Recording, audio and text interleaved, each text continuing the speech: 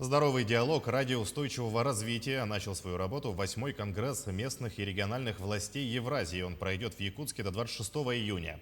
Мероприятие объединило вокруг себя представителей местных и региональных властей, руководителей крупных международных организаций и ассоциаций местного самоуправления, представителей бизнеса и гражданского сообщества.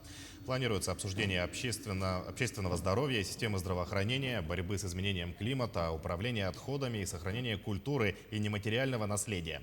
По итогам Конгресса примут ряд решений и резолюций, которые в последующем распространят на другие регионы и страны.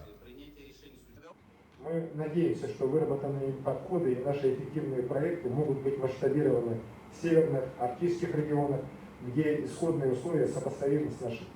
Мы готовы и надеемся на самое широкое сотрудничество в рамках Организации городов и местных властей, его Евразийского регионального отделения, а также в рамках деятельности глобальных организаций, включая и Всемирную организацию здравоохранения ООН.